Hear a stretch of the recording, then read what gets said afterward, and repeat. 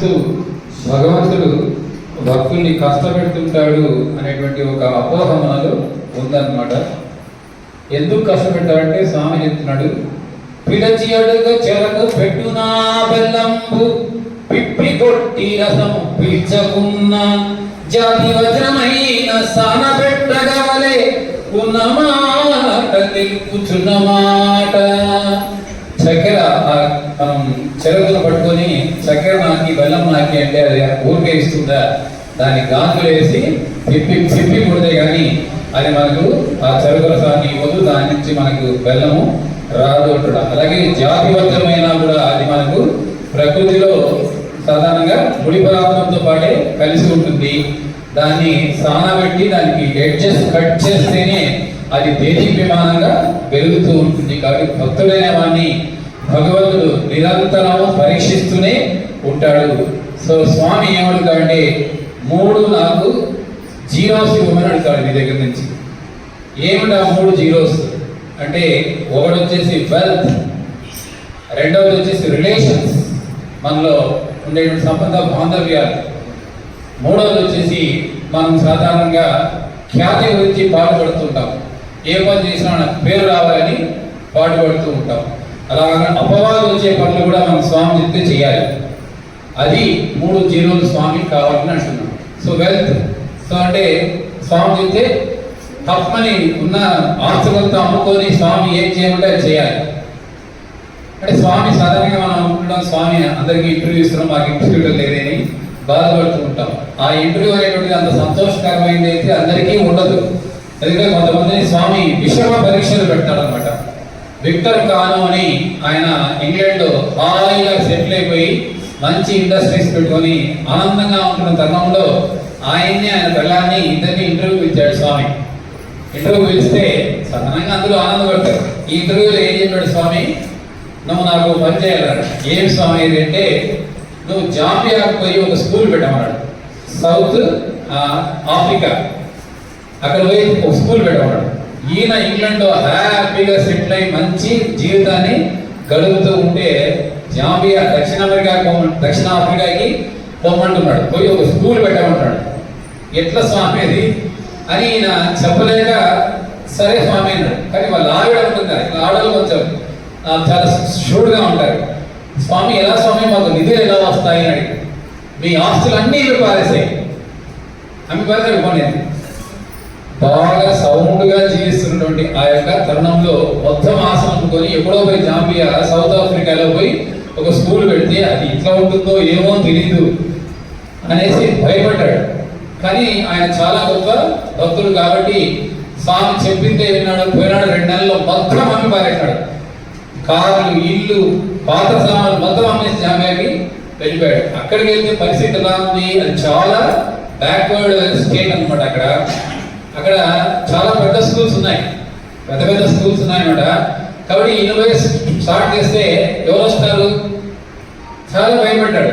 తర్వాత ఏమైందంటే ఆ స్కూల్స్లో మామూలుగా రిటర్న్ టెస్ట్లు పెడతారు కదా, రిటర్న్ టెస్ట్లు పెడితే పాస్ కాకపోతే వాళ్ళు రిజెక్ట్ చేస్తారు కదా, అట్లా రిజెక్టెడ్ క్యాండిడేట్స్ అందరినీ తీసుకున్నాడు స్కూల్కి.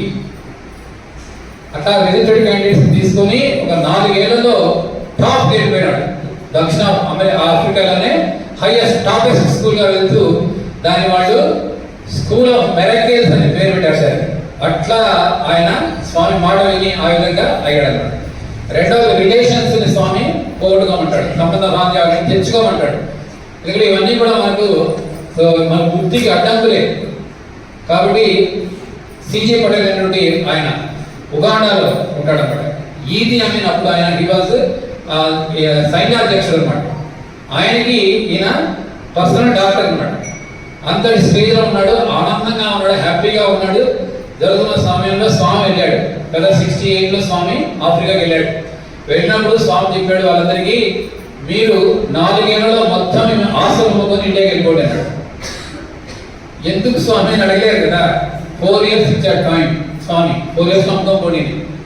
చాలా మంది మనం అమ్ముకొని వెళ్ళిపోయారు. ఈ సిజి పటేల్ అంతటి హోదాలో ఉండి ఈది అమీన్కి ఇమీడియట్ డాక్టర్గా ఉండి మంచి ఇన్ఫ్లుయెన్షియల్ పర్సన్, హాయిగా గవర్నమెంట్ మంచి స్టేటస్లో ఉన్నవాడు. కొంత స్వామివాడు ఉన్నాడు, సగం అమ్ముకున్నాడు, సగం అమ్ముకోలేదు. అమ్ముకోకపోతే ఏమైంది 72లో ఈజీ అమీన్ తను అధ్యక్షంగా ప్రకటించేసి ఎవరు కూడా విదేశీయులు వాళ్ళ ఆస్తుల్ని ఇక్కడే వదిలేసి వెళ్ళిపోవాలన్నాడు. పూచిక పుల్ల కూడా తీసుకోవడానికి వీలు లేదని చెప్పి రూల్ పాస్ చేసినాడు. అప్పుడు ఏం చేస్తాడు, మొత్తం ఆ సగం ఆస్తి వదిలేసుకొని ఇండియాకి రావాల్సి వచ్చారు. సో ఆ విధంగా ఆ సంబంధ బాంధవ్యాలు మొత్తం ఈ ఆస్తులు గీసులని అమ్ముకోవాల్సి. కానీ ఆ స్టేజ్ లో మనం వెళ్ళగలుగుతామా అనేది చాలా పెద్ద $1 బిలియన్ ప్రశ్న. తర్వాత ఇంకా లాస్ట్ వచ్చేసి ఖ్యాతి. మనం ఏం చేసినా కూడా నాకు పేరు రావాలని మనం సాధన చేస్తాం. స్వామి చెప్తాడు, అందరూ తెలుసు కదా, కైకేయి ఏం చేసింది, శ్రీరాముడిని రేపటి రోజు పట్టాభిషేకం అనగా దశరథుని పోయి 2 కోరికలు కోరి ఆయన వనవాసానికి గురి చేసింది. అది ఎవరి వల్ల జరిగింది? శ్రీరాముడే పోయి ఆమెను అడిగాడు ఈవినింగ్ నైట్, అమ్మ నేను ఒక కోరిక కోరుతాను, నువ్వు చేస్తావా? నువ్వు అడిగితే నేను చేయకపోవడం ఏంటంటే అది నీకు చాలా అపవాదు తెస్తుంది అని చెప్తే నీకోసం ఏమైనా చేస్తానని అంటే అప్పుడు చెప్పాడు, నువ్వు రేపటి రోజు దశరథుడితో 2 కోరికలు కోరాలి. ఒకటి వచ్చేసి నన్ను వనవాసానికి పంపడము, రెండవది వచ్చేసి భరతుడిని రాజుగా చేయమంటే ఆయన ఒప్పుకుంటాడనండి. నీకు ఆయన ఆ యొక్క దేవాసుర సంగ్రామ యుద్ధంలో నీకు 2 వరాలు ఇచ్చారు కదా, అది గుర్తు చేసుకో, అది అడుగు అని చెప్పాడు. అని చెప్తే సరే మనమంతా అనుకుంటాం, మందరు ఏదో ప్రోత్సాహం చేసింది ఆమెకి, మందరం వచ్చేసి ఈవిడ అడిగింది, ఈవిడే దుష్టురాలు అనుకుంటాం. కానీ ఆమె చాలా సాత్వికురాలు. రాముడు అంటే ఎనలేని ప్రేమ. కానీ రాముడు చెప్పాడు కదా అలా చేయమని, ఆమెకు అపఖ్యాతి వస్తుంది. మనలో ఎవరైనా కూడా కైకేయి పెట్టుకుంటే ఆ పేరులో చస్తే పెట్టుకోం అంటే ఆ పేరంటే అంత రోగ, ఆ క్యారెక్టర్కు అంత విలువ లేనప్పుడు. కానీ ఏం చెప్పింది, రాముడు చెప్పాడు, దేవుడు చెప్పాడు కాబట్టి ఆమె ఏం చెప్పింది, నెక్స్ట్ డే ఇమ్మీడియట్ గా ఆయన్ని అడిగింది, ఆయన వనవాసాల పాలు చేసింది. ఆ తర్వాత ఎంతో క్షోభకు గురైంది. రాముడి మాట వినింది కాబట్టి వినకపోతే ఏమైంది. కాబట్టి ఈ 3 years స్వామి మనల్ని అడుగుతాడు, ఆరు రెడీ? మనమంతా ఆ రామదాసు లేదా త్యాగరాజు లేదా మీరాబాయి కథలు విని అనంత పారవశ్యం చెందామని ఆ స్టేజ్కి మనం వెళ్తామా, వెళ్ళగలమా, వెళ్ళే ధైర్యం ఉందా? అది కావాలి స్వామికి. ఏదైనా కానీ భగవంతుడు చెప్పింది చేసేటువంటి స్థితిలో ఉండాలి. కరిష్యే వచనం తవ, నువ్వు చెప్పింది నేను చేస్తాను అంతే. అది మంచి చెడ్డ ఇవన్నీ ఉచ్చమా నీచమా ఏమి ఆలోచించకూడదు. అక్కడ ఒక రెట్ట పడితే ఒక ఆయన స్వామి అట్లా దర్శనానికి వస్తూ ఉంటే అందరూ చూస్తున్నారు, స్వామి తొక్కబోతాడేమో ఆ పావం రెట్ట అంటున్నారు అనుకోని గుసగుసలు ఆడుతున్నారు. మా పిల్లలు అంటారు కదా, గుసగుసలు ఆడుతుంటే ఆ స్వామి ఏమరా స్వామి అక్కడ రెట్ట ఉంది స్వామి అని అడిగితే చెప్తే స్వామి ఏం చెప్పాడు, అది రెట్ట కాదు అమృతం రాన్నాడు. ఒక లెక్చరర్ కిషోర్ అనే లెక్చరర్ దూకి దాన్ని తీసి నోటేస్తూ మింగేసినాడు. అది కావాలి స్వామి, ఇంప్లిసిట్ ఒబీడియన్స్. సో ఆ విధంగా అవ్యక్త విధేయత అనేటువంటిది స్వామికి కావాలి. అలా ఉంటేనే స్వామి యొక్క అనుగ్రహ ఆశీస్సులు మనకు లభిస్తాయి. దానికోసం మనంతా కూడా పాటుపడాల్సిందిగా తెలియజేస్తున్నాం. సాయిరామ్. ఓం సాయిరామ్. భగవాన్ శ్రీ సత్యసాయి బాబా వారి పాదపద్మలకు నమస్కరిస్తూ అందరికీ సాయిరామ్. శనివారం రోజు మనకు సాయంత్రం